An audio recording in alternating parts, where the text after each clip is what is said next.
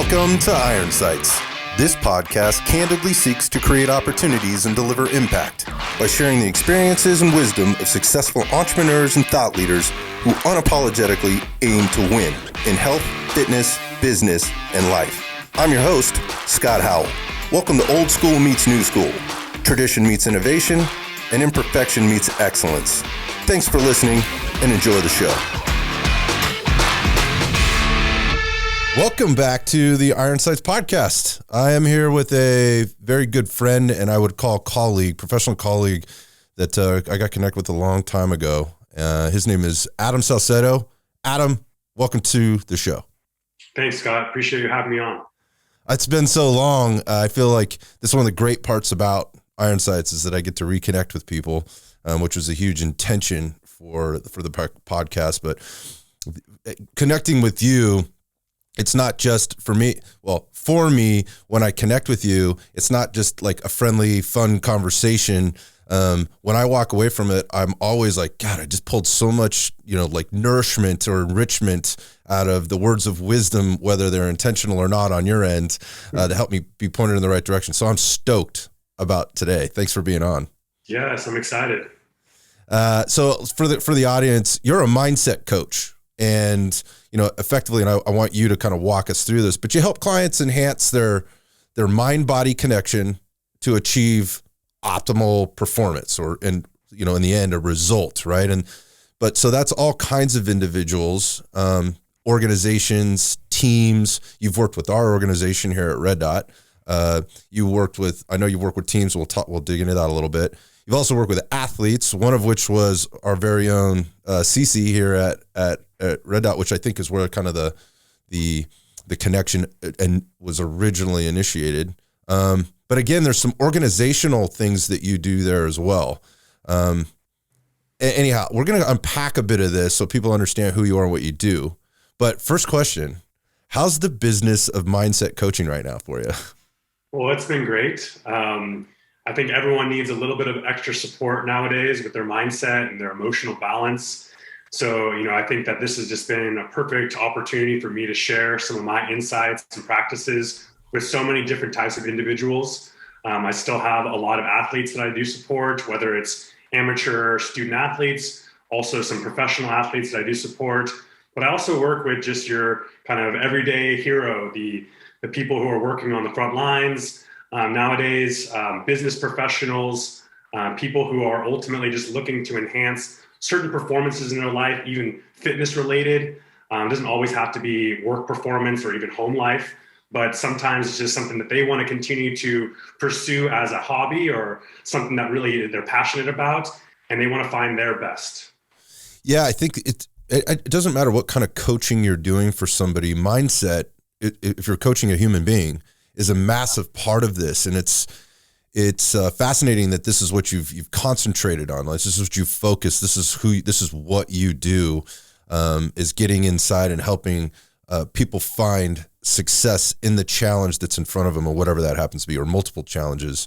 I've seen it and I've felt it, personally, and I've seen it professionally, in the things that you do. And there's a skill to it. There's obviously a deep level of knowledge and understanding that you have to have in order to perform that skill. There's all the reps that you've had over the years, but there's an art to this too. This is not just something you can go into it with. And so much of that, I think, also comes from passion. And that's what I get from you. It just kind of bleeds out of you. What are you currently really stoked about? Like, what's going really well that's got you fired up right now?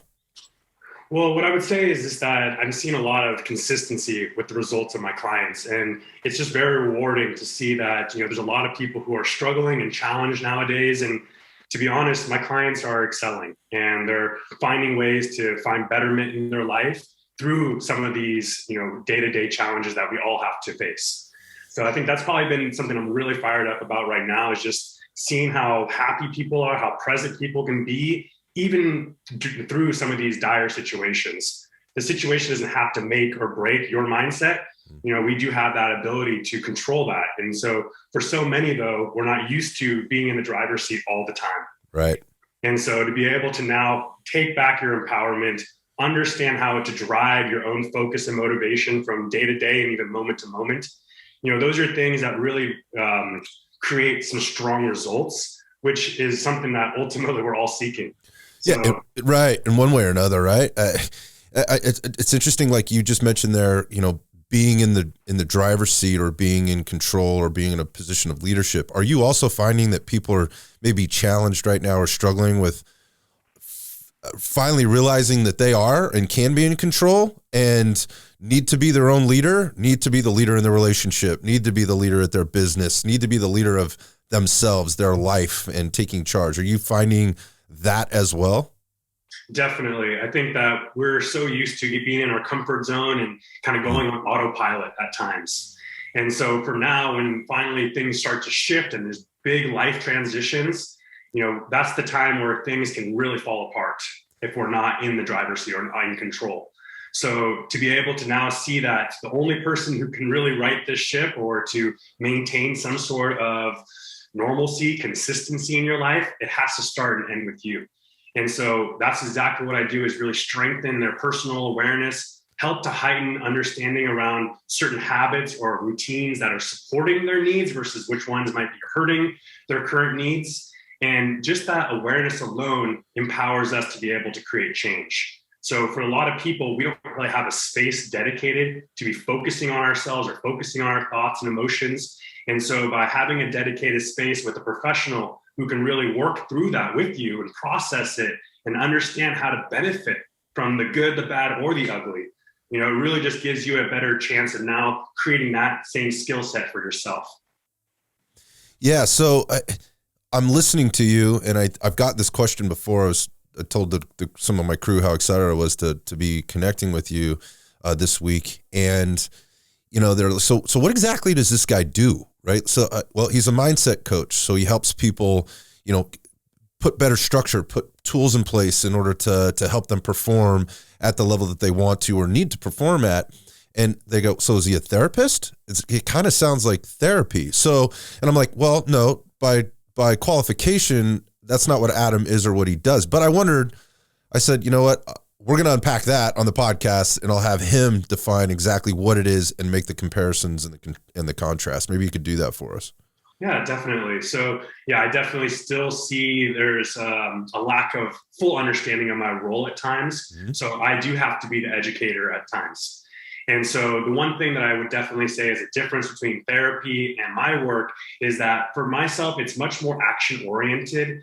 It's really being able to unpack certain challenges with an opportunity to learn something and to grow in that moment versus to allow for some of that reflection to potentially wash over you for maybe weeks while we're still processing and unpacking it, and potentially, creating counterproductive thoughts or emotions that at this point, the clients that I'm working with are not in that dire need for psychotherapy. And so there is definitely a difference in terms of the clientele that I see versus a therapist will see. And so I think the main distinction for anyone is that my work is much more performance enhancement related versus really trying to work on, developing mental health skills that are beyond maybe a certain performance. Yeah. So I imagine in your, sort of onboarding or assessment evaluation process, whatever that initial meeting is with that client, that has to be established, right? Why are you here today would be the question, I guess you're asking somebody, and you've got to take them down that path. How often do you find yourself going, I don't think I'm the right person for you. I think what might be more appropriate for you right now is to handle this particular situation with this particular type of professional. Does that happen frequently, infrequently? I mean, it does happen on occasion, and there's two routes there. One route is that either I'm going to complement someone that they're going to be working with. So then we have a tandem relationship. So I've worked with other psychologists or other therapists to work on kind of the back end life skills and mental skills that are going to be required for change to actually be consistent. Or the other route is, if it doesn't seem like it's going to be the best fit, to once again refer this person out to someone that I feel like might be able to meet their current needs. And then I always have my door open because at some level, there might be a need for a specific performance enhancement in their life. And we can still address that while they are also working with another professional on those areas. I wonder in that what you're doing, and you've defined it very specifically, is this is about performance, right? And results at the end of the day. And so the question I would have is, what is getting measured, right? Because if you can measure it, you can manage it. And obviously then you can evaluate it. There's data there. There's a result, tangible or intangible, however that comes out the other end. Mm-hmm. What are you measuring? How do you equate success in your process, which I imagine is, again, much more defined than going to a therapist if I'm doing some inner work there to have maybe a better level or a better level of mental health. Maybe it's not so tangible. It's not so measurable. It's not palpable. You can't necessarily put your finger on it. Can you define success? Yeah, I think that it's going to be an individualized process. So defining success is something that I work on with each one of my clients to make sure that we are on the same roadmap going in the same direction.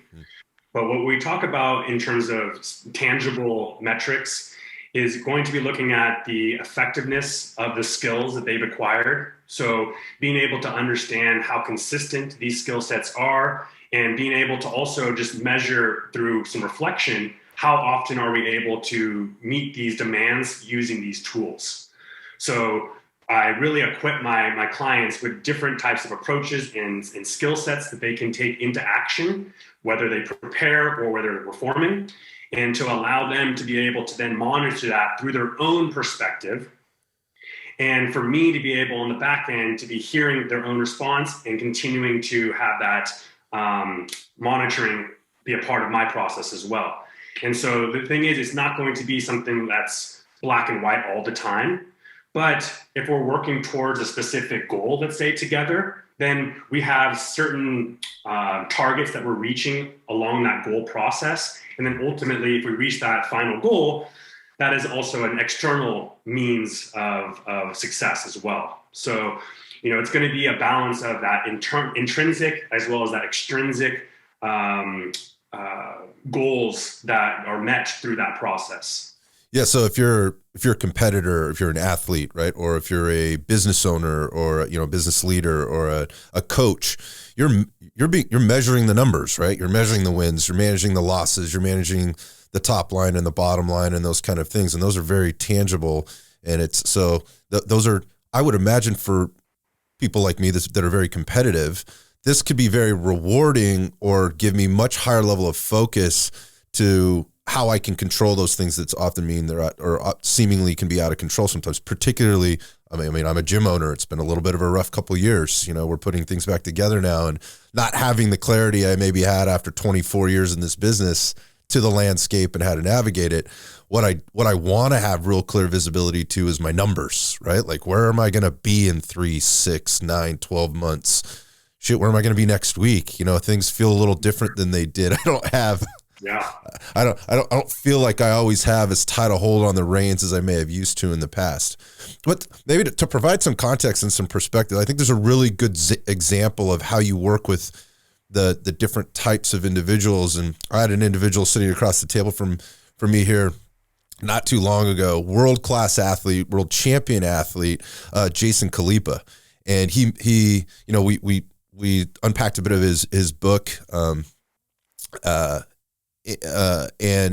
in that book, he talked about meeting with the mindset coach, and we talked about that here on the podcast. And obviously, that was you, and you worked with Jason for a time, and then you transitioned to actually working with his organization. Maybe you could talk about that relationship and kind of and the work that you did in both of those types of environments, and how you measured success and what that ultimately meant for them in terms of results. Definitely. So I was introduced to Jason Khalipa in 2011, early 2011, and he was preparing for the CrossFit Games at that point. His training partner gave me an understanding that he was having some performance issues in the years past. And as he was preparing for this upcoming competition, he was looking to add some new tools to his kit. And so when I first met him, it was quite the experience, I'll say. It was almost like I was putting myself kind of on the line, putting myself out there and really having to prove myself to him versus the other way around. Right. And so it was really interesting how, he was telling me how most of his connections and colleagues and people that he worked with were doing CrossFit, and he really felt connected to those people. So kind of pushed me in that area as well to at least experiment with that and to see, because he felt like at the end of the day that I would be more connected to his mission and to understanding what his goals are going to be. So I love that. that was the first client who really was like requiring me to get involved with their sport ahead of being able to work with them. That's amazing.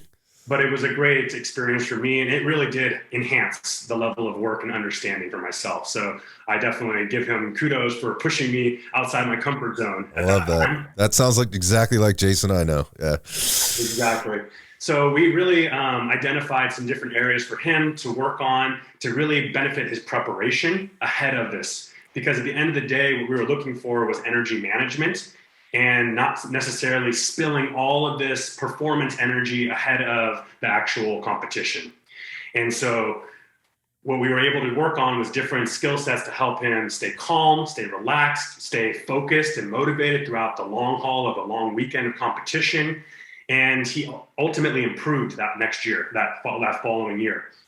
And what was great about that was that we noticed some marked improvement just in his mental clarity, his overall emotional balance. It wasn't where he wanted to be yet, but we saw progress.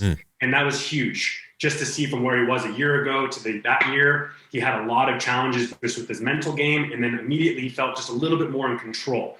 So we really took that momentum into the following year. I believe he finished third or second. Yeah, I think he was top three. Yes. Yeah, I think it was third. I think he got third place that following year. So then that was the second year that we were working together. And then the following year, I believe he ended up in second place in the world. And that was just, we saw this marked progression, and that was just something that just unlocked his potential as an athlete, was getting out of his own way and really making sure that he was focused on the right details versus all of the other details that are going around us that could potentially distract you and really take away from your own performance ability. Yeah, he talks very highly of you, and he explained and articulated that in his own way, what you just did there. And there's tools, right, that you use, and those tools are ones that you're sharing with him in a way that makes sense for him, right, that he can, as you said, put in his kit and use down the road. And he saw the value in that, and ultimately it wasn't just about him in the end. There's NC Fit, right? And he brought you in there, seeing the value that you could provide, and maybe talk a little bit about that transition. Definitely. So we started offering this to other athletes that were coming out of NC Fit. So any athlete who was working towards getting to regionals and eventually to the CrossFit Games, really starting to support their development actively through the company. And so we really wanted to make sure that we were able to provide a resource for all of these up and coming athletes that were trying to get to that next level. So that's kind of where it started. Then it moved into working with coaching development and really starting to help support his coaches to find their best mindset as a coach and to really identify the certain habits and the certain skills that were going to provide consistency, because ultimately coaching is the product of that facility. So we wanted to make sure that they felt like they were equipped with different skills that were going to allow them to be able to meet the different demands in the moment. And then finally, it evolved into leadership development. And so I went into really helping the different heads of each department find ways to continue to be their best as a leader and as a performer individually. And so the culmination of that was actually a leadership retreat that we did in Santa Cruz. We did a cold plunge to start, where it was like 6 a.m, and we had about 10 of us run into the water, sit in the water, really hold that space together as a group, come out exhilarated, ready to start our retreat. And they'd already accomplished a great feat already to start the day, which just builds the momentum for just creativity and just really buy-in for the experience. Right.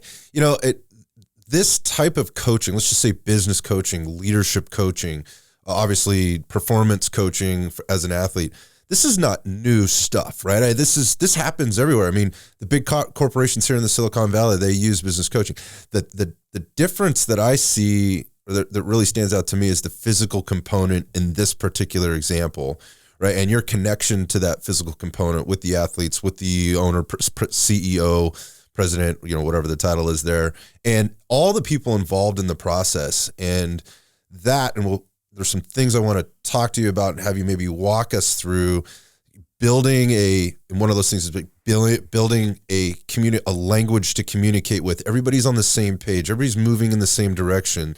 And that communication being key and you being a key part of nurturing that and not being the boss and not having to feel maybe the pressure, right, of having to get somebody to perform, but just making sure you're in the right place at the right time. They're talking to the right people, feeling the right amount of support, and they're staying focused where they need to. Again, more to, I think, unpack here.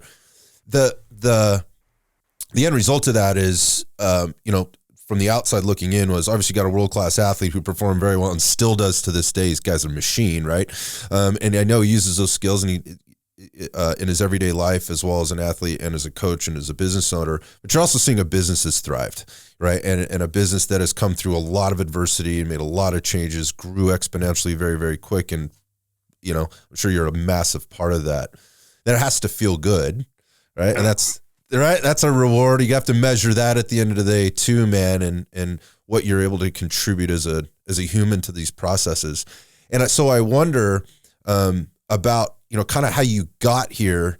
And I imagine, and we've never had this discussion before, but I imagine at some level you always knew you were a help giver. And there had to have been like this innate sense, or you had to know kind of early on, or maybe you did not. I don't know. Maybe talk to us about how you got to where you're at. Well, the journey starts out being an athlete my entire life. I was a 3-sport athlete, baseball, basketball, soccer growing up. It was always a part of my life. Every weekend was dedicated to sports. And so this was definitely a shaping of who I am today. Just that athlete mentality, being able to connect with athletes of all walks of life. That was definitely something that was ingrained at a young age. Being able to be a part of a team, being a team player. Those are things that I've always been connected to, and I've always, felt passion towards athletics. So that was definitely the start of my journey. And what I recognized, though, as an athlete was that my performances were very inconsistent. And I'd have extreme highs and extreme lows. One day an all-star, the next day a dud. And I couldn't figure out what was going on. I was training the same way. I was eating the same way. I thought I was taking care of my body pretty much the same way. So I couldn't figure out exactly why. There were certain days I was much more confident versus other days where I just didn't feel like I could get the best out of myself. And so it ultimately resulted in not really feeling like I lived up my full potential as an athlete and feeling like I left something out there in terms of just my overall ability to maybe take my athletics to the next level. And so I think that was definitely a starting point there in terms of just wanting to have a stronger connection with my sport where I could feel like it was actually something I could realize my full potential with. And so I ended up going to Santa Clara University for college and started studying psychology. And that was my first real interest in mindset and wanting to understand a little bit more about human connection and just how we all interact with each other. And it was a really great introduction to just understanding the importance of mindset and just mental health in general. And so I think it was the third or fourth week in school, I'd already started my classes, started to get into routine. I was approached at the gym to actually play on the rugby team. They're like, hey, you're a big dude. You should come out and play. And so I decided, you know what, just go for it. And it was a very different experience than I'd ever experienced with sports because this was for the first time it was on me. Like it wasn't my parents. It wasn't doing this for my friends, doing this for my coach. This was actually something that was coming from me. And within that first year, it was extremely challenging learning a new sport, but I just absolutely loved every minute of it. Every minute of getting hurt, getting hit hard, and just all the pain that you'd walk away feeling kind of crippled after the practice. But it was worth it. I mean, it just felt so good to be around other individuals who were all like-minded and working towards a common goal again, which was something that was always connected for me. And by the end of my freshman year, I ended up starting to start on the team as a freshman, taking over a junior's position. And it was just amazing to be able to see some of those athleticism start to transfer into this other sport experience. And I really felt like I actually enjoyed every aspect of the sport, which just made it that much more enjoyable. And so that in conjunction with learning about psychology, I felt like over those 4 years playing with that sport was the first time I was actually realizing my potential as an athlete. And I noticed that it was a lot to do with my mindset. And so I was starting to connect these dots and realize, wow, there's something here with performance and mindset. And if I'm in the right headspace or in the right mindset, I perform a lot better. If I have less distractions, less stressors in my life, I perform a lot better. These were starting to have some realizations and really be strong with where I was trying to then, focus my interest in the future. And so you didn't have like just jumping in here, it's not like you had at that particular time, and you hear this term a lot, actually, maybe not so much anymore, but you did for a long time, sports psychologist, right? Which is obviously a different kind of, well, not, maybe it's not so obvious, but it's a different kind of thing. Did you know that there was such thing as a mindset coach, or when does this start to kind of formulate for you? Yeah, so I didn't have any understanding of a mindset coach. I had heard about sports psychology while I was going through my studies at Santa Clara, but it really wasn't a hot topic that we studied or discussed. We did discuss some fitness psychology, which really did pique my interest. And I ended up pursuing, actually in grad school, a thesis on fitness psychology. Okay. But in the moment, there was no real understanding or even a resource to be able to work with this. And so when I actually was looking to pursue a higher degree in psychology, sports psychology was actually the first place I went to. It makes sense.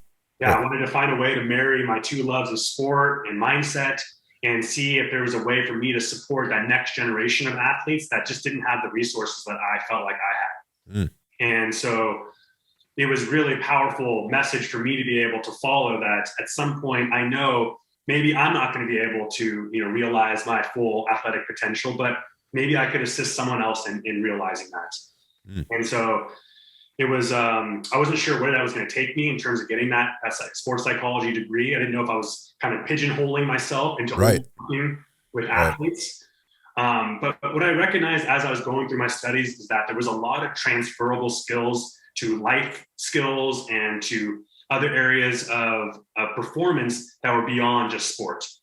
And so I realized that at some point, I don't have to just work with athletes to work with their performance needs, but I can also work with the general public, which of course opens up your clientele options. 1,000%, yeah. And so I was trying to find ways, though, to actually mix some of the things that I was working on with my athletes with the things with my business professionals or even some of my fitness professionals I was starting to work with as well.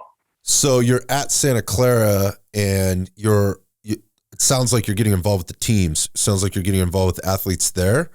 So that was actually, once I finished my master's degree in sports psychology. Okay. Gotcha. The last internship that I had was actually with the men's water polo team at Santa Clara University. All right. And that basically got my foot in the door. Yeah. And okay. The rest is history, where it was basically 10 years of working with Santa Clara athletics. I worked with every single sport team in some capacity, whether it was individual athlete development, team development, or leadership development. And the most consistent teams I worked with were men's water polo, men's basketball. I worked with a few years. And then the other ones were cross-country men's and women's teams, golf. And so I did softball, baseball. I mean, it was all starting to kind of just snowball once people got word that there was a resource on campus and that there was already seeing some success. So I have questions about this in terms of your approach and kind of discovering it all, because again, there's psychology, but it's not sports psychologist. It's not what you're doing. It's very, very specific, as we've already identified. And in the world of strength and conditioning, if you move over to kind of the fitness or the physical performance side of things, again, you're working with some very specific teams on a very specific thing. And we've heard, this analogy that the mind is like a muscle, right? And we have to exercise it. However, when you go through those different sports, you said cross country, water polo, women's soccer, whatever they are, golf, physically, those all have very, very different demands, right? And as such, you're going to train, eat, recover very differently, right? There's going to be similarities in the training programs and the protocols, but the reality of it is it's going to be designed very specifically for that specific athlete, and then it gets even more specific when you start talking about position players. What is this person actually training? And then within that position, where are their weaknesses and their strengths? And what do we need to train more? So this idea of periodizing a program and putting together this very, very detailed performance plan for this very, very specific athlete to perform in this very specific way. We know a lot about this stuff. Like we've been studying this for years and years, like in terms of strength and performance training from a physical perspective. But can you connect dots with these different athletes and their different sports on the mindset side of things? Or is it just as different as I just described from the physical performance perspective? I would say that there's probably more similarities than differences, to be honest. Okay. And I think that that's part of some of the demands of just being a performer and some of the internal pressures that can be, or external pressures that can be placed on us. They're common sources for these. And so, to be honest, it's really supporting a lot of their personal awareness and then ultimately building some sort of understanding of their lifestyle needs that creates a consistency across the board, because every single person has to be able to understand themselves in a way where they're going to be able to speak to themselves with influence, with confidence, and ultimately focus on the needs that are in front of them. And so it was actually very surprising early on in my career to see that I was having a very strong impact across the board, regardless of the sport, regardless of if it was male or a female team, regardless if it was an individual sport or a team sport. I mean, this was all that validation I really needed early on just to be able to now have the confidence to go into any performance and be able to feel like I will have some sort of positive impact. Yeah, so we're talking about sport right now, but I mean, these things you're talking about, this just transcends well beyond sport, right? So let's go into, we could stay within the realm of sports and the organizational leadership of running a sports program or running a team. So you've got coaches, right? You've got departments of athletics. You've got all these people and all these quote unquote players in the big game. I imagine this stuff is starting to bleed over, and coaches are starting to go, oh, there's something to this. Maybe I could use a little of this for me, or this coach that I have, my stable of coaches needs this. I assume this evolved. Mm-hmm. I think that, the natural evolution was going from athletes to coaches. And so I was definitely supporting a lot of coaches with being able to perform consistently as a leader. So this was leadership development at its best. And then being able to then have a trickle-down effect where if this coach is able to be a positive role model for leadership, we're able to now reinforce the same ideals at the team level as well. And so it was really important for me to be able to speak a universal language with any individual that was going to be connected with the team. So whether it was the strength and conditioning coach or talking to the head coach, talking to administration, being able to understand that each one of these things has to have strong communication lines to be able to best support these teams and athletes. Right. So we're talking about a couple, well, there are different examples here. And I wonder what comes first, the chicken or the egg. Let me explain. You talked about, your experience with Jason, and then how that moved into the coaches or other athletes, and then that moved into the coaches, and then that moved into the team as a whole, and then into the leadership, right? So it kind of went that direction. And you're sort of doing the same thing with or learning that you learned that before in the model that you just explained, like you were working with the athletes on these different teams, and it starts to evolve into the different levels above athlete, the people that are in charge of the athletes, the people that work and coach the athletes. What comes first? Do you think it's more important that you get the team on the same page or the leader on the page? And maybe it's like, well, we're going to do this all together, and as by default, the leader should be part of the team, right? Or do you go to the leader first and you work out all this business and you get them all squared away and then trickle it down? What can you tell us about best practice there, or does it just depend? Well, I mean, I think it does depend, but I think that I have noticed some trends in this. And I would say that, making sure that the leader is on board and committed to the plan will support and reinforce anything that goes on with the team. So we want to have this person have a certain level of buy-in so that if there is a little bit of resistance or there maybe is just a lack of interest, that the coach can be the person who then sells this opportunity to them. They have to know the why, they have to be bought in and really have that conviction so that they're going to be able to support some of those athletes that just may not be able to immediately grasp the understanding of this. Yeah, I wondered, have you ever had an experience where you're working with a team and as a result, obviously you're working with athletes, and the locker room is so important, in terms of team success and culture. You ever have experience with, well, I've got this team leader, right, who's maybe not bought in, or maybe is totally bought in and hasn't got everybody else bought in? I mean, a lot of times the team will follow the leader, and that's just kind of, that's the nature of being a leader. That's the nature of being on a team. But you ever been had an experience with the team where you might have the leader on board, the coach, or whatever, owner, whatever the case is, and then you've got this team over here, but you have this, you kind of have, maybe, I don't know, there's a little bit of cancer there, maybe, as we might describe it. How do you approach those situations as a coach within the process? Well, the first place is truly understanding the power of influence that this leader has. And whether they're using that influence for good or bad, they have influence, right? So maybe it's just right now they're unable to understand what to do to be able to positively influence their team. And so it's a matter of just switching that power of influence in the positive direction.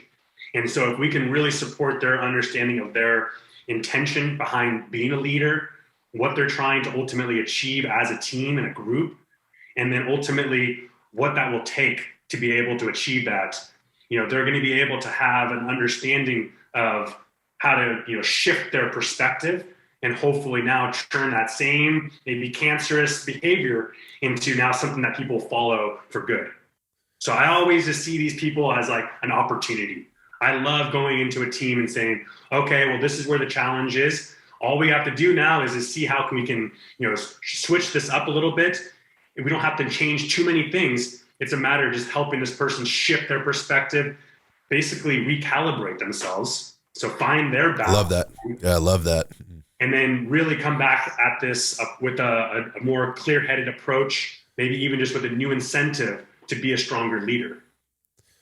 Yeah, I love that you see that as an opportunity to work with mindset, which obviously influences the perspective, right? And then influences the outcomes, or the behaviors and then the outcomes. And again, this is not, this isn't rocket science, right? It's a matter of being able to, and I don't mean that to be demeaning or take anything away from it, but sometimes it just means maybe shaking somebody's state a little bit. This is what I've heard that term. Like, you just kind of grab and rattle their cage and go, hey man, what is going on with you? Like, let's get on the same page together and get that perspective shifted, which can go from cancer to just flourishing.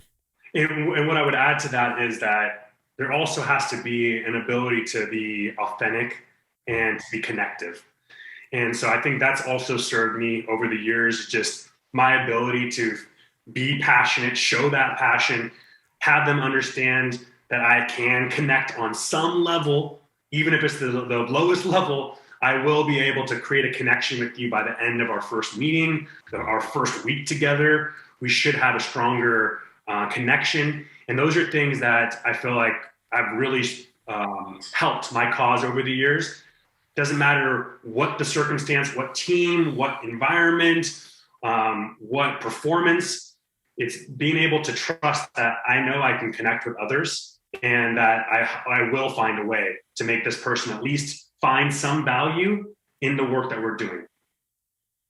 No surprise to me from a mindset perspective, obviously, that you're confident in doing that. And, we've talked about a lot of the positives and the successes, both through your journey with the people that you've worked with, athletes, teams, so forth. How about times where you went in confident and you may have been tested? That confidence was tested, maybe eroded even a little bit. What are the consequences of not being able to make a connection and or clearly communicate and create this universal language that you've mentioned? Mm-hmm. What can you tell us about that as a mindset coach? Yeah, so there's definitely been experiences where I was early in my career going into kind of the lion's den, going into a brand new team, 30 plus players in a room while I walk in, all of them kind of stonewalling you, and you just can't get a single read off anyone. And you basically have to go in there and you're proving yourself, just like I proved myself to Jason. I have to walk in there and really show my value. Otherwise, they're going to immediately turn off.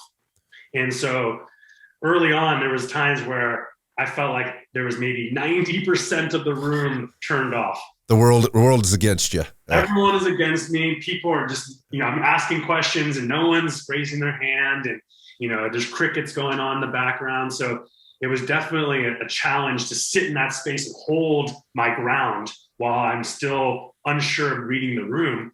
But there was always usually one or two people who I would get some sort of interaction, body language, positive body language, a connection. And that was, at that point, better than nothing. And harnessing that little bit of light or positivity or energy. A little bit of light just gave me the understanding that, okay, I'm not going to be able to meet every single person's needs day one. But the fact that I got a little bit of light, that gives me the understanding that I have a little bit of room to work with. And if I can get this one person to get more involved, maybe even take this person from being in a team setting to wanting to work with me individually. And then all of a sudden, this person is now performing better. They maybe have just better mood and experiences from day to day. This is what other players are going to see.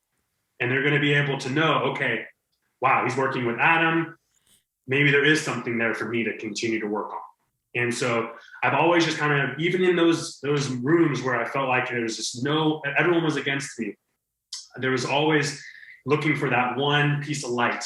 One thing that I felt like maybe even I delivered that just was like on it, even though I didn't get the response I wanted, I can still be proud that I went out there and I delivered what I wanted to deliver.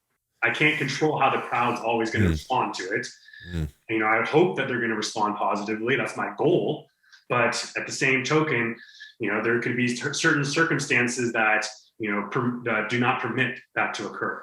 Right. Those circumstances being, one, there's going to be external and internal influences, right? That people are bringing in, right? And that they're affected by, and you cannot discount those, right? They have their own experience. They have their own perspective, and the language that we're speaking may not completely resonate. We might not be thinking the same way. You use a word, and to me it means something, and to somebody else it means something else. Just top of mind, leadership, that can mean very different things between two different people, and it's mind-blowing actually, I think, when I use that term or I ask people what that means to them. Some people think that means management. Other people think it means inspiration, right? And doing aspirational things. And then there's anything in between sometimes. Or you got to be the lead goal scorer. That's leadership. Or you got to be the top salesperson. That's leadership. You got to be the fastest guy on the track. That's leadership.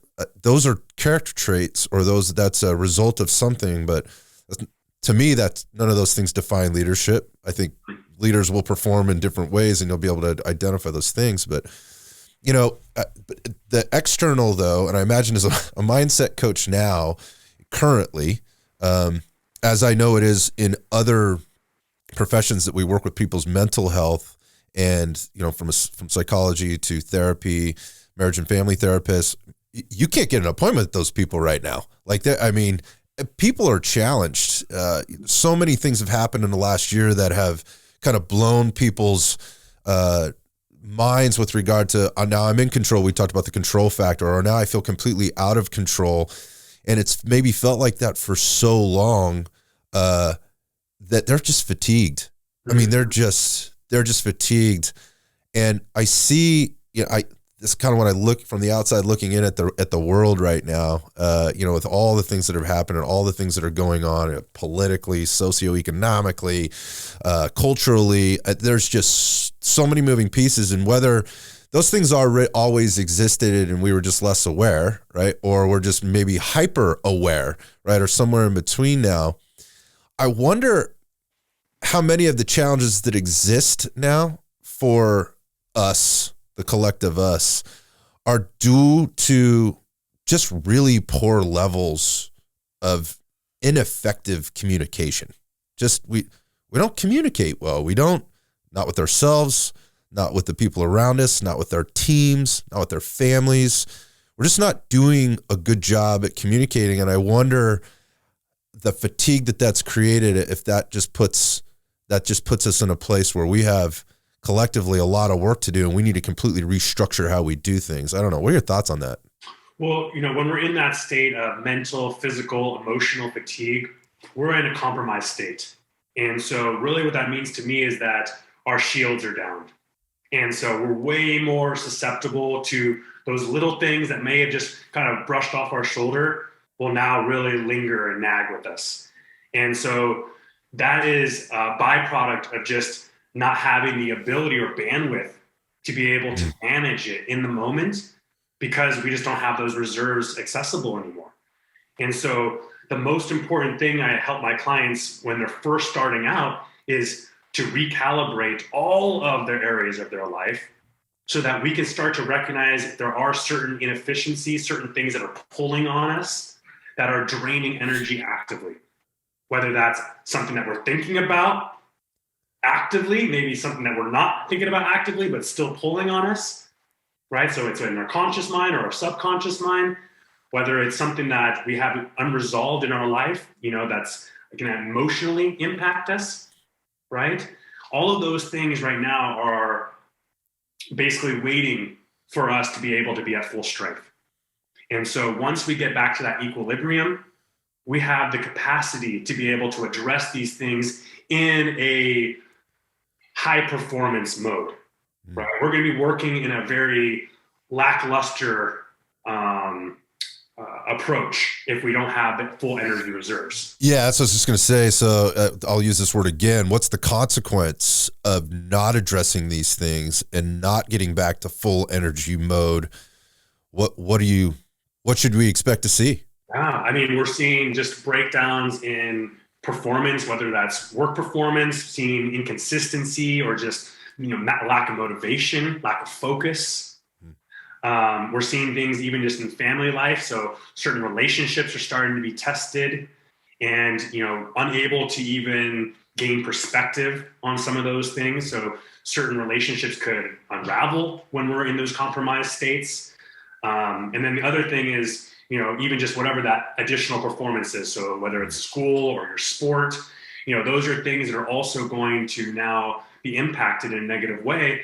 And the main thing is that it's just that we don't have enough of our own self to give to each one of these things and be at a top level. We might be able to compromise, or maybe able to compensate and focus on, okay, you know what? I'll put all of myself into work. And so yes, work stays afloat, great. But then these other things start to fall to the wayside. Our own self-care, family relationships, and then ultimately whatever other hobbies. We don't have time to really do things that make us feel happy and excited. We don't have that emotional bandwidth. So that's where I've really seen this really take its toll, is that yes, we're all finding a way to make it work. But are we making it work in an effective way or an efficient way? Are we doing this with the goal of happiness, content, right? Or are we just trying to get by, right? Yeah, you got this. So many things felt like they were taken away, right? And again, some self-inflicted. We make choices on what we take away or what we put in, what we choose to focus on, what we choose not to focus on, accept, not accept, deal with, cope with, those kinds of things. So many things are taken away. From a sports perspective, how many kids had their sport taken away from them and felt like they got cheated, right? And or felt like, something was robbed from them, or they were wronged in the process of not being able to compete or train or do the things. And, for an athlete, things are finite. There's very few, you mentioned it, like at one point your athletic career is kind of over, but you were able to rediscover it in a different way through rugby. And then ultimately you can't play rugby forever. You can try, but you can't play it forever, right? It's going to take its toll. But again, going back to the process of how do we deal with these things, the taking away piece. So two things that come to mind there. One is I feel like people are grieving still. It's like they're in this cycle of grief. And one of the models that was introduced to me a long time, and I may have mentioned it before in the podcast, is called the Kubler-Ross change curve. And I'm sure you're very familiar with it, but it feels like to me as we go through change or loss of something, we go through these different stages. People sometimes refer to as the 7 stages of grief or whatnot. But to me, it feels like people are sort of languishing and they're kind of in this lost area. They have this misdirected energy, and you just articulated and you don't have the bandwidth to really focus and deal with these things. And we have to recharge those batteries. And while they're also kind of languishing or kind of floundering, it almost feels like you're running in quicksand, they're also trying to experiment. Like, again, it's misdirected. Like, I should go do this thing. I was just having a conversation with somebody yesterday about, you're right. I need to exercise. I need to take care of myself. I need to be healthier. And I not because I want to lose, 10 pounds and look, better in a bathing suit, because I know I need to do this. I really need to take care of myself. So I'm going to jump from the frying pan into the fire, and I'm going to go from doing nothing to going out and committing myself to running 10Ks, 3 days a week or something like that. Again, I like where your head is going. You want to take care of business, but you're going about it the wrong way, which is only going to create more problems down the road. And those things manifest. And now what you did there was something got taken away and you felt like you needed to add something in.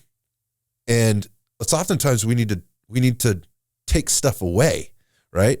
Rather than add stuff in. We need to take things off the plate, not put things on the plate. I don't know how you feel about that. Maybe you can give us your piece on that. Yeah. And the thing is, being able to identify, what things right now are the most important priorities in your life, it requires dedicated reflection. And so for a lot of people, when they get into this kind of go mode, we got the fire lit underneath us, we go with it, go through that process without properly preparing. And so maybe we're physically preparing, which is great. You got your shoes, you got your great new workout outfit, you stretched. Okay, great. You're prepared physically. Okay. But have we really done the mental and the emotional preparation for that goal or desire that you have? And the thing is, if we actually do give ourselves that space for clarity and reflection, we might recognize, wait, is this actually the right thing for me? Right. Should I really be pushing myself to these limits right off the bat? But when we're so excited or we're just maybe fed up, and so we're just like, I just got to get something done. I got to just start tomorrow. Got to take action. Got to take action. Is that usually that action without preparation leads to more challenges, as you mentioned. And ultimate failure. Which then sends us into a deeper spiral. Exactly. And the circle and the cycle, I feel like it's just, you can see it right in front of you, around you kind of every day, now. I see that in the gym. I see that outside. I see that in society. I kind of see it everywhere. And we all just need to take a few steps back here, take a deep breath and go, okay, what's really going on and how do we prepare going forward? Is a great segue, actually. You're talking about sort of the process and the mindset piece of where you need to put yourself before overcommitting or before setting a goal, right? And there's some things, some tools that I think you've presented over time that really made an impact on me. And I remember kind of one of the things that really it seems so basic, but it's just so often missed. And I think you're alluding to it right there a little bit, and that is the importance of setting intention. And whether that's it as an individual, as an organization, as a leader of individuals and organizations, as that athlete, whatever that is maybe you can talk about sort of one, setting the intention and the value in that, also the consequences maybe of not doing that well. And then this concept that I've heard you present on synchronized intention, maybe more from the organizational leadership perspective. Could you expand on that? Definitely. So our intention is really our roadmap for our goal or our task. And so we need to make sure that that intention is as clear as day. We know exactly our why and our purpose for taking on that action. And so we make sure that it is coming from multiple sources so that it can be tied to something bigger than just maybe an outcome.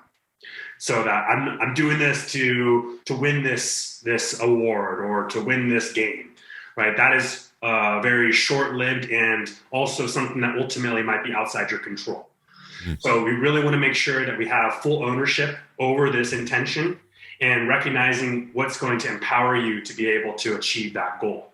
And so it has to be a motivating concept or idea that you attach yourself to that becomes your beacon, right? Becomes your kind of light at the end of the tunnel that's kind of driving you forward. You're following. You may not be able to know exactly what that destination looks like yet, but you can see that light at the end of the tunnel. And that's what you're following through this process, even when it gets a little bit dark. Right. And so that's really important as the first step for any performance is to have that strong why so that at any point we start to falter, we're starting to get mentally or emotionally fatigued, we come right back to that source. We know exactly our root, and that's going to allow us to kind of ground or center ourselves back into that intention, maybe gain a little bit more energy or momentum from that, and get back on track with much more ease and grace. So with all the bright, shiny objects that are flying around these days and all the things that are going on, it's so easy to be distracted. I think you provided me a tool. Actually, it was a group you'd worked with a group of our clients. I think it was like 2015, 2016. It was my clients still talk about that. And one in particular, you know, she'll come in for a session or whatever. She's got a high stress job. She's kind of she's a power player. And, you know, there's always a check-in, you know, when they come in for the session. So, you know, hey, Jan, how's it going? How you doing today? And, you know, some days it's like, I'm doing great. You know, like this has been a great day. You know, she's kind of just getting herself in the right mindset for her workout and everything else. And other days she'll come in and she'll just go, Scott, just hula hoop, just trying to control what's inside my hula hoop, going back to your circle of influence and what you can control versus what you can't control. With all the things that are going on around her, that was the analogy was just, you got your hula hoop, and if it's outside of your hula hoop, it's outside of your control. Nothing you can do about what's going on out there. Now, that doesn't mean it doesn't have some impact. You choose the impact by how much focus you give to it, I think was the lesson that I took away. And I struggle with that, man. I really struggle with, you know, that makes me angry or that pisses me off. And then I have to go, wait. You know, I'm peeling back the layers of the onion. Like, what am I really feeling here? And why am I spending time here? Why am I providing space for this that I don't have? I don't have the space. So you have to come back to, again, your intention. So the hula hoop analogy was awesome, you know, and just that, yeah, the circle of influence is one way to look at it. But literally, if it's outside the hula hoop, you can't control the hula hoop outside or anything that's going on outside of that thing. Exactly. So there's this internal communication that needs to be happening, right? And so you've got your. And to kind of, you know, touch on that, you know, ultimately we're looking for things that are going to empower us versus things that make us feel like the victim of the situation. So when we're talking about that circle of influence of the things that we can control, ultimately those are things that we can now use to move through that situation, process it, versus the things that are outside, ultimately we'll never be able to do anything about. And so it's our ability to recognize that in the moment so that we can either attach ourselves to things that are going to make us feel good about that situation or release the things that no longer serve our needs in that moment. Yeah, I have to tell you, again, I struggle with it daily. I mean, there's just things that happen, you know, all the time where I'm when I say struggle, I mean, I'm challenged by this whole concept. And it's really, you know, people might be sitting back going, yeah, I got this. I've heard this before. Like, you know, you can only control what you control. I got this, no problem. But do you really? And, you know, are you really practicing what you're saying there? And again, identifying what those triggers or what those challenges, you know, they are, and then being equipped and ready to deal with them when they come up in an effective way that allows you to move forward to the next thing. So there's this internal dialogue, and you can be very easily distracted. I wrestle with it. Yeah. And to just touch on that point about the synchronized intent, the way that we actually enhance that is by making sure that those around you understand your intention and purpose as well.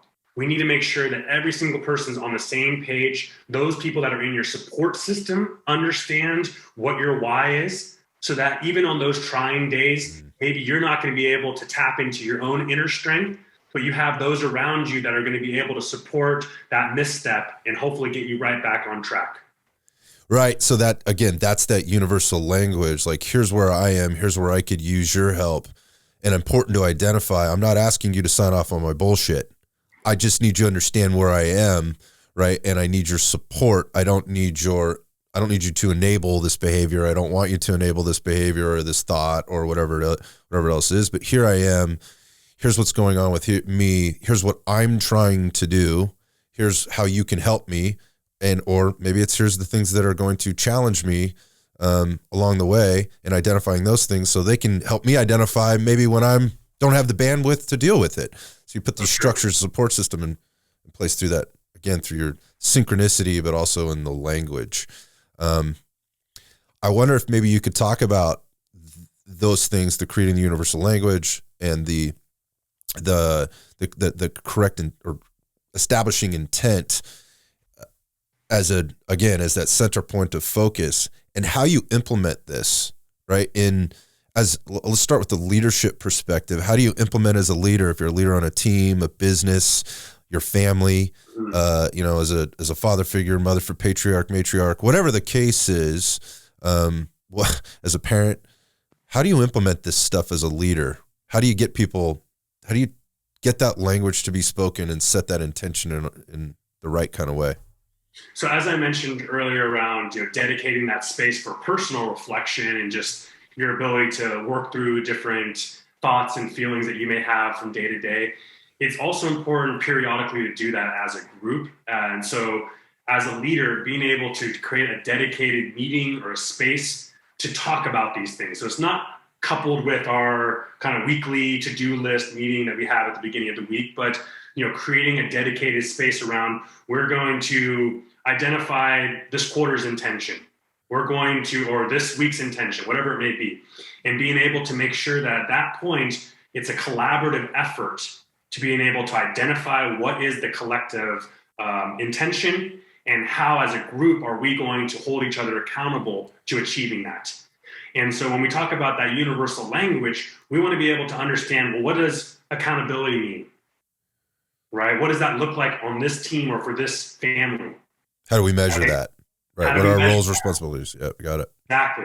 And what does, as we talked about earlier, what does leadership look like? Okay, well, we need to define that as a group, because every person, as you said, is going to have a different perspective, different definition. So together, though, it enhances your own understanding. So, wow, I never thought that leadership could mean, being able to do this. Oh, I didn't realize it could mean this. And all of a sudden, it really does enhance your overall understanding, enhances the group's understanding. And now we have a stronger definition that we can all work from. Yeah, it's going back to the communication piece, right? And it has to be a two-way street, and there has to be a constant check in there. I find that's the most important, probably the most missed part, is just the checking in, like, how are we doing with this thing? No, really, how are we doing with this thing? And pull out, all the good, the bad, and maybe even the really ugly stuff that might be there, and not be afraid to confront it and deal with it, so it's not lingering like that cancer in the locker room, or whatever. So we got to handle this. And then stuff. It's really up to the coach to reinforce, or the leader to reinforce this consistently. So whether that's through messaging, whether that's something that's visually seen within the group, within the household, whether that's a verbal reminder, so just reminding them outside right before they leave the house or before they head to that task, what the intention is, right? We need to reinforce this consistently until it becomes something automatic, where we're going to be the one who immediately thinks of that when we're heading out the door. Yeah, kind of like, and if you're, I don't know, how do you feel about mantras? Does that speak to like a mantra, like, hey, this is our common mantra. We all know what this means. We all know what the intention of this is. how do you feel about those things? Or is there some other way to?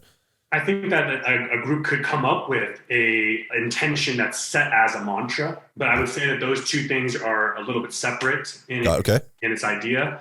But, I think that you guys could also come up with a team mantra. So something that's either an I will, an I can, or an I am, or we will, we can, we are going to do. These are things that, once again, we attach ourselves to a certain phrase, a unifying idea. Those are things that are really going to carry the individual past some of those natural challenges for the greaterment of the team. Right. So you're putting together kind of this formula of these are the things that need to be in place in order to really perform at the highest level, whatever that performance is, right? But there kind of is this, it's not as always simple and as black and white as maybe you're walking us through right now. There's some nuance of things here, right? In terms of how all these things happen, when they happen, and specifically, maybe we could just kind of walk through some of those. Maybe talk about the importance of timing, of having these communications or having these meetings, the value of the timing, good, bad, and different, and maybe even the consequence of an example of bad timing. Mm-hmm. Well, you're right. It is all about timing because it's really meeting the individual when they're ready to receive. And not every athlete or individual or performer is going to be ready to receive this information or accept what they uncover as they go through this process, right? There's going to be a time where they may not be ready. They know they need to work on this, but they also have all these other things that need to get taken care of maybe immediately before we can even address this kind of bigger elephant in the room. And so we have a target now identified, but we still may have to work with some other things before we can immediately address that. And so that's one scenario where, there is going to be we'll have to wait for the right things to kind of fall into place in order for us to be able to address certain things. And the thing is also, are we going to be working on these very challenging things when you're ahead of a big promotion or you have something important in your life that's in front of you? Probably not the best timing, right? We want to be able to, really create a space for learning and development that's going to be in a calm and relaxed state. I know that's not always possible. So the reality is that we're trying to at least build that space into every day. Build that continuity into defining a part of your routine where you can dedicate a few moments of reflection to yourself, whether at the start of your day, at the end of your day. So it's never going to be perfect. It's not going to be like I can always meet the same kind of demands of reflection or of self-awareness. But what we have to understand is that at some level, there's a newfound intention or understanding as to your why. And that's going to be strong enough to take you through some of the highs and lows of that process. It's not always going to be pretty. So when you open up kind of Pandora's box sometimes, we're going to see some things that come out that were just buried for a while. And, we get to work through some of those shadows while also being able to address maybe certain immediate performance needs. And then we just know that eventually, a lot of this work that we're doing, even in the interim, is going to support when we finally attack that. Yeah. Yeah. I guess exercising patience, self-love, and tolerance during those times, so important with the timing piece, is so important. And obviously you have to have a very high level of awareness. And if that's lacking, self-awareness first, right? Awareness of your team, social awareness, if you want to put it that way. You have to have a high level of that. And that takes some introspective work sometimes to know when to and when not to, right? Those are like that. So, and God, like most things in life, timing is everything. And it can be your best friend or your worst enemy. But one thing's for sure, you have to account for that. And then there's some more kind of verbal pieces to it, but one of them's kind of, I think you could look at it maybe a couple different ways, because we don't communicate verbally like we maybe used to. I think if you're on a team, in a team room, on a field, on a court, in a pool, wherever it is, on a bus, on a plane, there's maybe a little bit more verbal. But as companies, we're not as verbal, and we're certainly not as, we're not literally in the same space right now, particularly here in the Silicon Valley. People are working from home. They're in home away or offices kind of isolated and whatever, but there's a couple things there. One is tone, right? And and that could be the tone of the email, the tone of the text message, the tone of the DM, or it could be literally the tone of your voice. And the other one is body language, and how you're doing that. And again, these things may seem very elementary, but I think they get lost in translation a lot, particularly now, technology, whatever else. Maybe you could talk about those two things. Yeah, so starting with tone, it's impossible to read a text message without noting that there's no tone in it. So what we have to understand is finding a way to read these things as neutral as possible.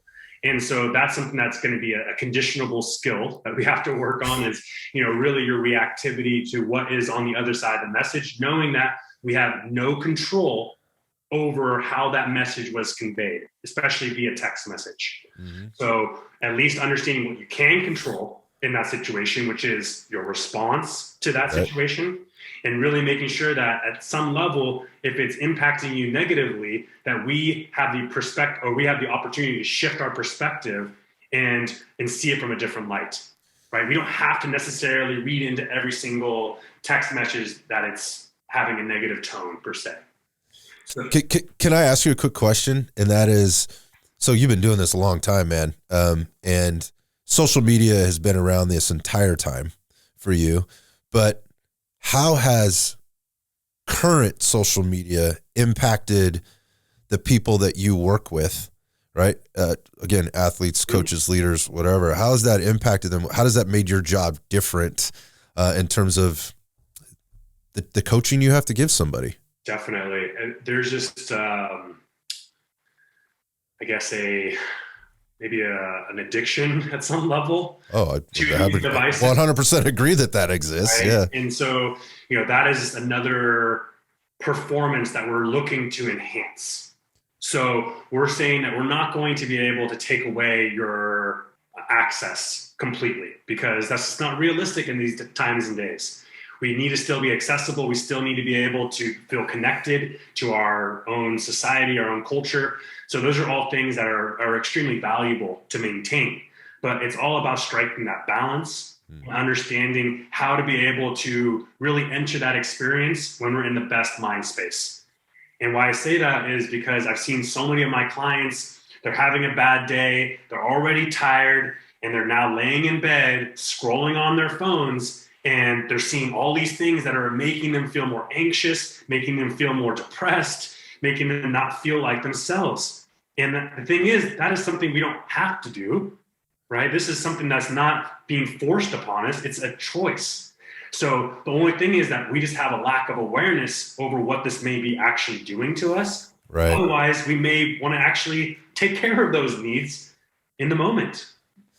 Yeah, you've got this. And again, the tone is missing, right? It's however you're taking it in, and there's no body language. So you're not hearing or feeling or seeing it. You're not taking it in with your senses. It's a caption, it's a photo, it's a meme, it's whatever it is. And it can have this crazy effect or impact on people in the most horrifying kind of way. I've just seen some, awful things. I've seen employees, clients, family members just be completely negatively impacted, and they're, again, you're in control, but somehow they're not. So I cut you off there a little bit. We were talking about tone and then kind of trying to bring it back to body language. And while, again, this may seem elementary to some, I feel like people are really challenged with this, and in the way they're bringing their ideas to the table. Maybe you could talk about the nuance of body language and how it relates to this, this work that you do. Yeah. So, ultimately our goal is that consistent and clear communication across all lines. And so, as we know, it's not always verbal. It can be nonverbal communication as well, especially in the moment when we're competing or we're performing. Those signals that we send to our teammates, whether it's an actual teammate on a team or your workmate, those messages are read loud and clear. Right. And so whether it's, the way that we carry our response in our face, the way that we carry our response in our body, those are things that are going to be key indicators of whether or not we're on the same pace, same wavelength with you, or if we're in some sort of resistance. Yeah. And so we have to be paying attention to how we respond to certain people in our lives, certain situations, because we might be throwing off certain signals that we don't necessarily intend, but are being felt. And so what we have to understand is that the stronger we are in awareness of how we are acting and ultimately connecting with an individual is something that we need to be able to control. And so ultimately what we're trying to achieve with the goals of my clients is projecting that confident and self-assured body language, making sure that it's positive and connective. So when someone's talking to you and they're actually looking for some sort of response, that you're giving them that positive response, nodding your head, in agreement, right, being on the same wavelength, so that we're enhancing that connection, we're enhancing that energy, and ultimately right, now giving trust to both parties. Mm-hmm. Yeah, I think it's such a tough thing, because showing control, showing that confidence, showing that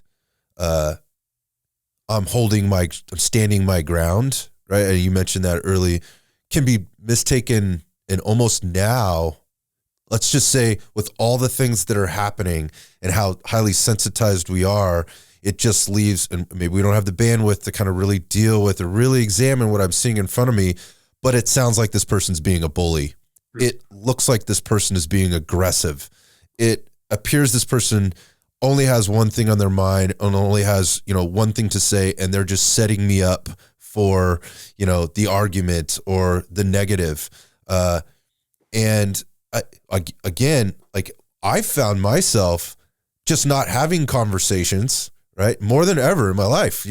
I'm just not having conversations because I fear, right? And I know I'm in control, right? I'm a big guy. You got the beard, the big voice, whatever else. Like, I fear that this person might feel uncomfortable because I'm coming at it with a passion and with with a certain energy and a confidence, and again, holding my ground on a particular thing, whether that's a policy or a procedure or, a specific belief or a feeling, which I find myself sharing less and less, with people for those same reasons. I guess my point being is, how do we make adjustments to this right now? What are the things that we need to do in order to maybe help people feel a little bit more comfortable without giving up? I'm okay being in control. I'm okay being confident. I'm okay being convicted, right, about certain things. I'm not suggesting we give that up at all, but are there adjustments so we can make, Adam? I mean, what can we do? Yeah, I think, at this point in time, since we are all going through this unprecedented time, we do need to provide more compassion and patience for those around us. And obviously, as we talked about, it starts with you, providing yourself with that compassion and patience so that you can actually be authentic when you're providing that to others. But at the end of the day, everyone's having a really challenged time of being consistent. And so we might catch someone on just one of those days and it's just, we just push the wrong button, or they may push the wrong button on a certain day, right? And so for us to be able to walk through this life without judgment is not easy, but it's something that we have the perspective to shift if we start experiencing that judgment, right? So it's not going to be that we're not going to have that knee-jerk response, this person wronged me, or, oh no, I'm fearful that this person might, feel this way if I act this way. Those experiences are still going to be there. But what we're really trying to do is transcend that through your awareness. And so understanding what your intention is. When I'm in these interactions, I'm just going to be authentically me. And I also want to meet my person where they are that day. And we may not see eye to eye today, and that's okay. But I hope that we can preserve this relationship because this is something that's important to me, right? And so we set that intention. We know what we're going through. So now as we're acting, even if it's uncomfortable. But as long as we're staying in our lane, we can feel like that's success. Yeah, I feel like it's, we need to get more comfortable with apologizing, right, for maybe not being consistent, right, recognizing we weren't consistent. And I don't mean I'm sorry that I don't mean you always have to be apologizing, but you need to maybe be aware and apologize for how your actions, right, and that you had influence over, right, may have made this person or created this particular situation that you're going to work on, trying to maybe, do a little bit better job doing that. Again, awareness. There's nothing wrong with saying you're sorry, and there's nothing wrong with changing your mind about something. Going, you know what, I might have been wrong about that, and I want to apologize. I think I maybe came over in a different way. I don't think I was the last thing I was going to ask you about, balanced for the day. So you have this consistency. Yeah, there's a lot of inconsistencies out there right now. I think more than ever we're seeing that's what's the most challenging for people, and it's created an imbalance. And it just seems like the pendulum, which always swings, left to right, just seems to be going so far one way versus maybe, or coming back the other way. And if you've got one person where that thing's swinging all the way to the left and one thing that's swinging all the way to the right, pun completely intended here, what you have, on the back swing is a collision, and it doesn't typically end well. When there was all that time for me to get right with knowing, hey, we're going to disagree, or there's this conflict is going to happen. We have all this time. It's the same shit that happens all the time. Yeah. We're going to bump into one another. We're going to pass one another. Like, how are we going to make it different next time? What are we going to do? So it's kind of one of my final questions here for you, Adam, is like, how do we prepare differently? We need to do things differently. And when I say we, the collectively, the athlete, the coach, the human, the parent, the brother, the sister, the employee, all these people, we need to do things differently. And I described it as maybe languishing, and we're trying to experiment and figure out what those different things are. If you can give us just some words of wisdom on how we can prepare better to deal with this stuff that we're talking about, what can you leave us with here? Well, since December is coming up, this is always the time of year where I take my clients through some sort of end of year reflection process, and really with the goal of being able to identify some learning lessons, highlight some of those successes from the year, and really target where certain needs are lacking in your life. And so I take them through certain questions and really help them process different areas of their life so that they have a stronger awareness heading into January 1. So I know that you don't have to wait till January 1 to start new habits and to be that new version of yourself. But I think it lends itself to a nice natural break and a new transition into the next year. Sure. And so I think that just aids in this kind of renewed view of yourself and being able to potentially try something new, because you have a whole kind of platform, or just like a runway that's completely fresh. And so I think that can just be exciting, especially going into the new year, knowing that, first of all, you have a true game plan versus maybe just your traditional 4 or 5 resolutions that you set on December 31st. Which are often emotionally charged, right? Going back to the setting the intention in the right kind of way, right? So that's why December is such a great time, because we have some time and space to really reflect. We also have some moments, whether it's that Thanksgiving in November or the Christmas and the holiday season, just kind of getting that attitude of gratitude to be really reconnected. And so I think this is a really great time to be able to use this space that we have ahead of the new year to really organize and come up with a recalibrated approach to the next steps of your life. Do the work and recalibrate now so that you're not scrambling, because again, you just mentioned it's sort of a natural time. The new year happens and all of a sudden we're flooded with all these things. It's like that race to the finish line for, the holiday season and the new year and everything else. And all of a sudden you're exhausted. Yeah. Right. And then you're coming out the other end going, oh shit, the race is starting again. Right. And you jump right into, and a lot of times those, while they're the intention, or let's just say they're well-intentioned, the intention setting is way off, and it often leads to frustration and failure. I love that, man. Like, do the work now. Yeah.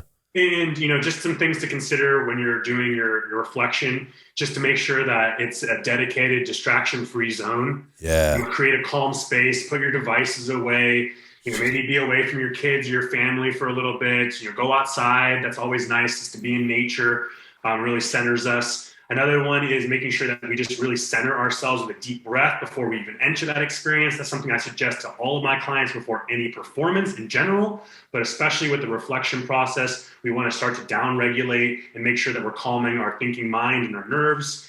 And then ultimately, I think people need to put their preconceptions away about what journaling is. And if they think it's not for them, that maybe this is a perfect opportunity to reinvent that. And to understand that it doesn't have to be something that you write in a journal. You have, something that you always have to actually handwrite, but it can be electronic, it can be voice recordings. Sure. We can be creative with the way that we're doing our reflection if we're not into writing those things down. And, ultimately, if we can put that ego aside, there's no right or wrong here. Okay. There's no a perfect way to journal. Okay, so if we can take that idea out, am I doing this right? It doesn't matter. The process is getting started, writing some things down, starting to get those juices flowing, and eventually this will be something that does feel a little bit more comfortable, a little bit more natural, and then eventually you'll make it your own. So I know it might feel a little awkward for a lot of us because we just don't have that practice, that experience, and so that can sometimes be a deterrent. So as long as we can really understand the value first and foremost, I'm trying to, actualize my goals. I'm trying to reduce stress. I'm trying to, improve my creativity, enhance my emotional intelligence. Those are all things that are possible through reflection. And so the only way we do that, though, is by taking action. I know. Again, you're just hitting on so many things that hit so home for me. I was very recently, I was on a trip and I literally locked up the phone. The phone was away. Somebody took it from me actually, and kept it locked up for 3 days. Wow. It literally in the last 2 years, it's the most cleansing, refreshing thing I've done. And I've done a lot of things, and nature is a big thing for me, and it was all part of it. But I've put the phone away, but I've never been completely disconnected from it, or I haven't been for 3 days. And I have to tell you, it is a game changer. I mean, it was for me. And it's not a hard thing to do. Like, obviously there's safety concerns. You got to have communication. Found out another plan, and we had that. So somebody had communication, but I didn't miss anything. I missed nothing. And by the way, I set the intention with the people around me from the get-go. I go, by the way, I'm going to be off the grid for 3 days. So don't call me, because if you do, you're not going to get me. I'll hit you when I get back. And you know what I did? I got the phone back and I opened it up immediately just to send a text to let them know I got my phone back. I'm traveling back. I will see you soon. And then I didn't want to open it again, and that phone literally sat in my backpack for another 8 hours. And I could do it. Like, I didn't know I could do that. I was just sitting there in the backpack next to me. I was like, I didn't even open it. It was amazing. And that's just one. I did work through some breathing techniques. I did work through some journaling. And man, it is hard for me to do that. The journaling is not uber hard.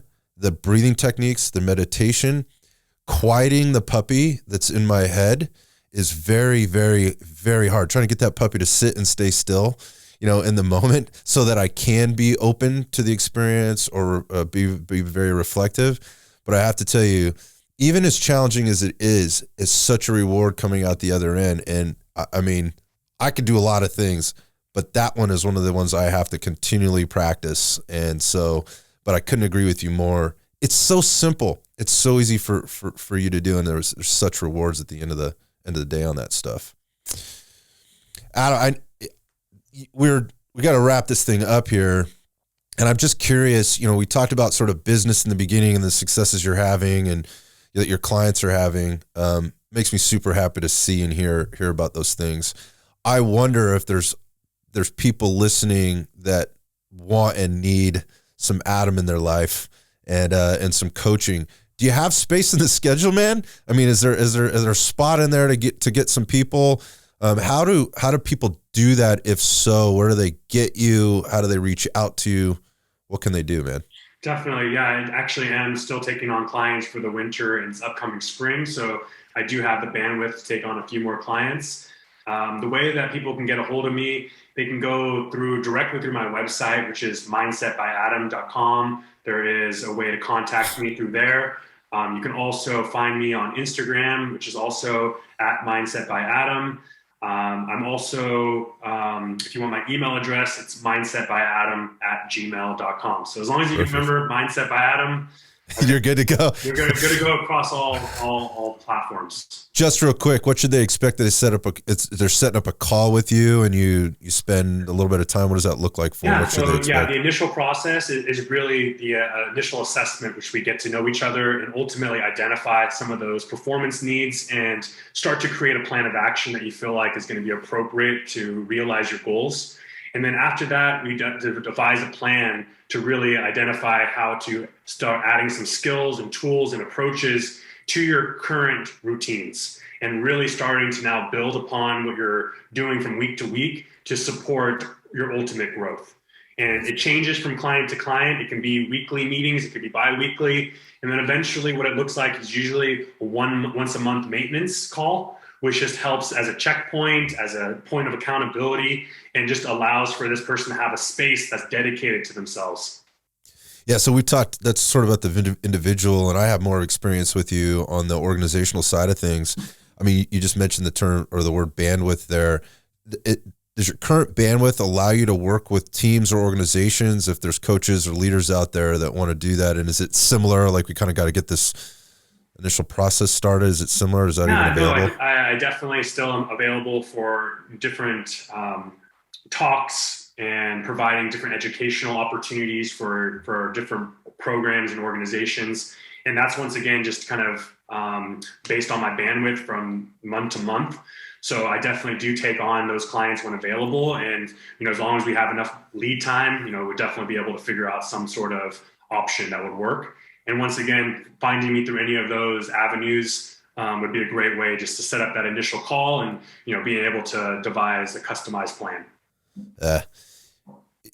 Adam, so great connecting with you. I just want to thank you for your time, your wisdom, and the depth at which you're able to go things, and you're able to make it so easy, I think, and relatable. And I think that's important. I think that may scare a lot of people off of these types of environments, where they know they kind of need help, but they're really not sure. The way you come across is it's confident, it's cool. It's not, I think people worry about, again, what's this? Is this therapy? Is this psychology? Is this woo-woo? Is this going to get all spiritual on me or anything like that? And I think you did a really good job of articulating that it could be some of those things for some people if that's what they need or it's appropriate for them, but that is not, that is not in the, it's not what it's based on. And so thanks, man, for putting it all together for me and for us today. Well, I really appreciate this opportunity to share some of this knowledge and ultimately to be able to, maybe reach a few people out there, which is something new to think about and just approach their own life in a new way. Yeah, man. And I guarantee you've impacted some people today beyond me. So thanks, brother. We'll talk to you real soon. Awesome. Thank you so much.